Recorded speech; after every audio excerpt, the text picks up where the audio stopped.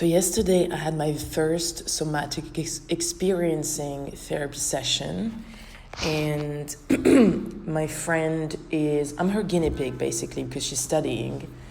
It's a 3-year study, and I booked an appointment with her, not knowing what to expect, and the session went super well and everything. But before that, I was in that rush of excitement, building my next project online and my next project physical.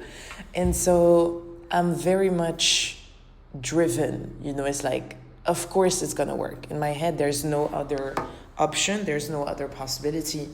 Whenever I build something, it's like, well, it's gonna work either way. And in that sense, it's more, I know I'm gonna learn a lot from it, but it's like I have no choice, And I've always functioned that way, like my back is always against the wall, because if I have options, then I tend to be this little butterfly that's like, oui, me, la, la, la, la, la, And I wouldn't say it caused me harm in the past, but it didn't bring me to the place that I wanted to go, and which is fine. Like, I've always taken my business and creating things as like, in any case, it's always going to be a lesson.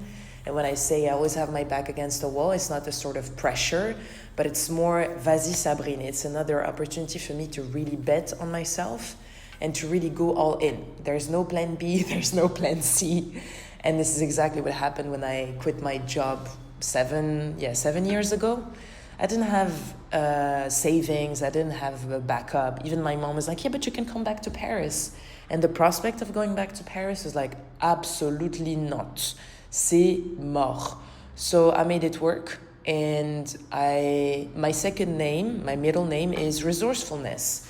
So I've never been, afraid or anything, or even if I was, I still did it because I think, and this is what I was reflecting on this morning, I learned a lot from my mom when she divorced from my dad.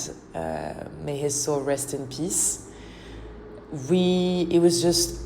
really felt like it's us against the world. And obviously you see your mom doing tens of thousands of things at the same time to bring food on the table, to still have a decent way of living. And I saw that, I was like, of course that is the way, and that's the only way. And so I'm even backtracking before. When I grew up, I was very much this girl that says hadr, that says yes. It means yes in Arabic. It's like you say yes to everything. You don't really have an opinion because you're a woman, you're a girl, you're a daughter. And it's the complete opposite with my brother. My brother has very much been raised into the Sima al-Azima, which means you're the grand, you're grand, you're the best, your chest is out, whilst the woman, her chest is in, covered, discreet, not making too much noise. If someone asks something from her, she does it. So I grew up like this. And when my mom divorced, it was like a whole other possibility of like, oh wow. So my chest started kind of like, being out there and just like, vas-y, on y va, and not in an energy of like soft and everything. It's like I had a mom who was basically my mom and my dad. And I'm not saying this in a bad way. I'm not saying this as a negative comment or anything, but I just realized how much I took from my mom and how much that really influenced the way I did things in my life. It's always been, okay, but I'll fucking do it anyways. I'll fucking do it my way. If you want in, fine. If you don't want in, but ciao. And it's not necessarily the cliche of the strong and independent woman, because I've never glorified that. I've never been like, oh my God, I'm a strong and independent woman. It was more like, well, that's my norm. That's my baseline, It's never been something grandiose for me. And I continued to live life like this, my studies, going to the bank and getting a loan. I did everything by myself. My mom always supported me, but I've made it a point to I want to do it by myself. I want to learn. I want to figure this out by myself, and not to prove anything, but because maybe in a way it was I compensated a lot for being this little girl that says yes to everything and that is meant and bound to be a woman and a mother by a certain age. And doing all of this really helped me. And again, when I reflected this morning, writing my 3 pages in the morning pages, I was like, putain, mais thank you, God, for making me like this. Because even now at the age of 35, I'm not afraid. I'm not afraid to not have money anymore, to run out of money or anything, because I know how resourceful and capable I am. And I'm so thankful to have grown up this way, to have been able to do everything that I set my mind onto. And in that energy, if I would qualify that energy, would be like, okay, masculine energy. So there was not a lot of feminine, there was not a lot of softness, it was always like a bit aggressive, but never out of respect. I've never disrespected anyone, but it felt like I always used my voice to scream, to shout. And I think that when both my brother and I went into entrepreneurship, I looked at my brother as an example and was like, allez, c'est bon, this is the model, And I've tried his model for a lot of years, and to the point I found myself at the hospital at some point because I couldn't, it was so much doing that energy. I'll always remember how I built an online program in just a month. This was my rhythm. I wake up 6 a.m., take my breakfast, then go straight into filming.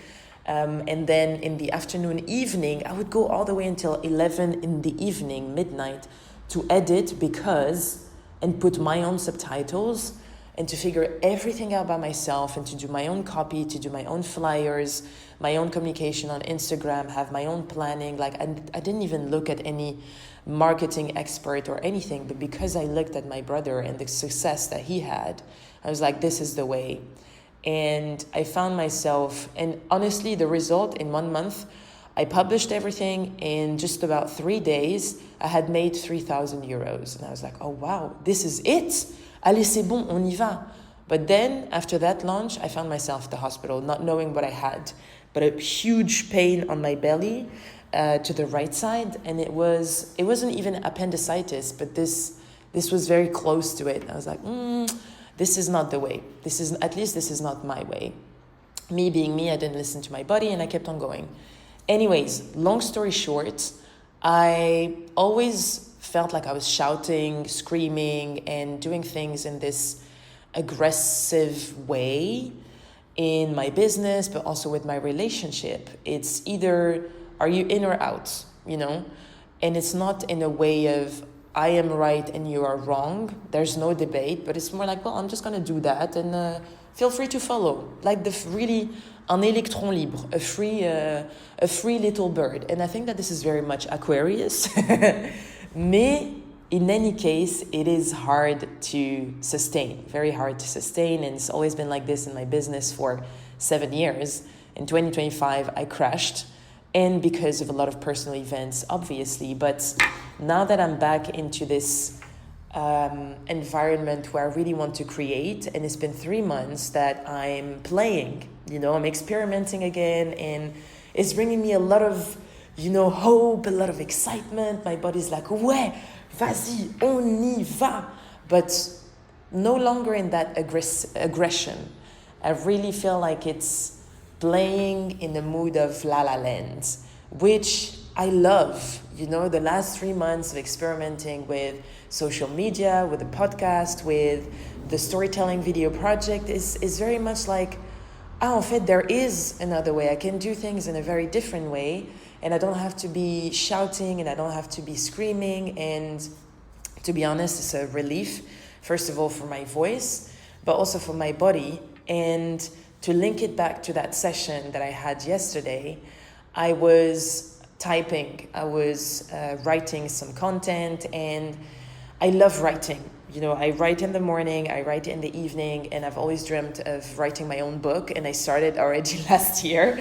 So it's an on and off process because the journey itself, I'm learning so much since 2025. And so I don't put any pressure on that. I'm not like, oh, I'm going to launch a book by the end of the year or anything, but I just love writing.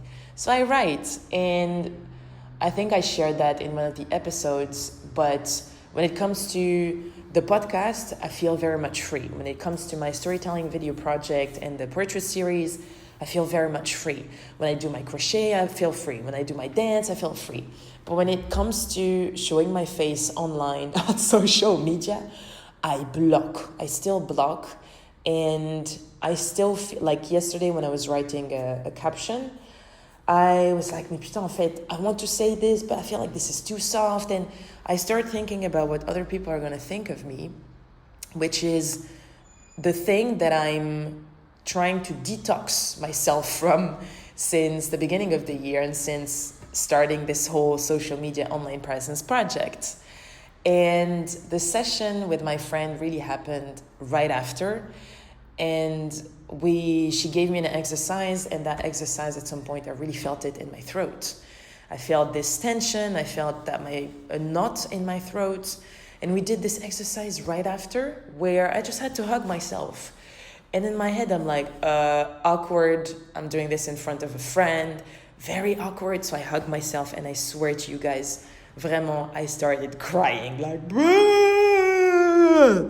And I realized how, even though you were in the process of getting yourself out of this, of getting myself out of this screaming, using my voice to scream and to shout and to be like, mais listen to me, because that's how it all started. It's like, hey, I exist, listen to me. And if I don't shout, then people are not going to take me seriously. If I don't shout, then I'm not worth that much.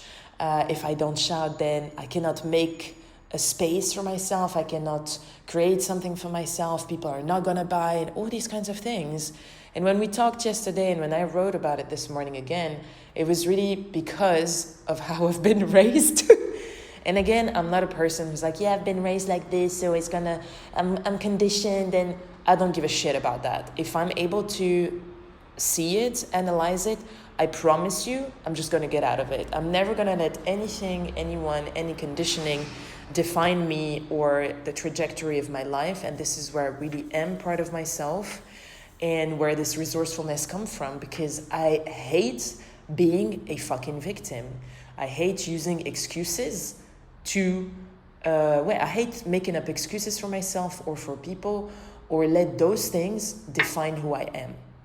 Maybe it's an Aquarius thing again, but I refuse to let that define me again, or the next trajectory of my projects or my life. And when I say this now, I'm like, wah! I'm riled up, I'm riled up against like people who use that as an excuse and be like, yeah, but I've been raised like this, so it's my parents who gave me, ouais, et alors, first of all, your parents did the very best that they could. They are doing life for the first time, just like you. Second of all, if you are able to see it, then you can fucking get yourself out of it. If you see it, I saw it, I see it, I see that my parents raised me a certain way, that my dad raised me a certain way, and my mom as well, that me and my brother have had two different types of education. I see it. I get out of it because I don't want that to be to stick to my body and be like, this is your label. J'aime pas, Even right now, I'm like, just get away from me. And so yesterday when we did that exercise and I cried, I was like, putain, it feels good. And at the same time, I observed and I noticed that, okay, it's still there. And it's still there because the exercise before that, when I was just typing and creating my own copy, I was creating from a place of, vas-y, I need to just make myself clear. I have 500 characters. I have 90 seconds to make myself clear. And I was like, en fait, tranquille. You're still in the process of putting in the reps, It's not going to happen in just one iteration. For example, with the podcast, it's been 50 episodes. Now it's going to be 52. This is the 52nd episode.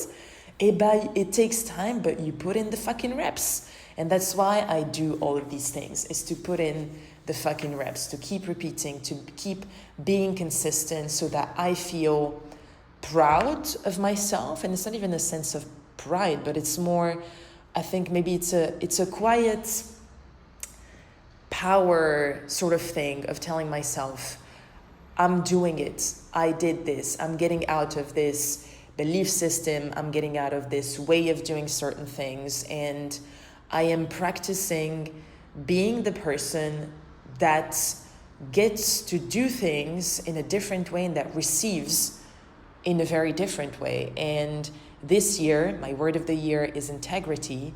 And at the same time, the way I want to do things, the way I want to be, who I want to be, is also someone who is not shouting, who's not screaming, who is believing that her sunny sunshine side can also be somewhere, not necessarily quiet, but as I said in one of the episodes, I've always been like, wah! Sort of like almost a dragon, but a cute dragon, like a very sunny sunshine dragon. But still, you're a dragon who is like cracher du feu, you know, it's like scorching sometimes. And maybe it's great that I scorch everything around me and like, oh my God, this is so powerful, but it is also exhausting.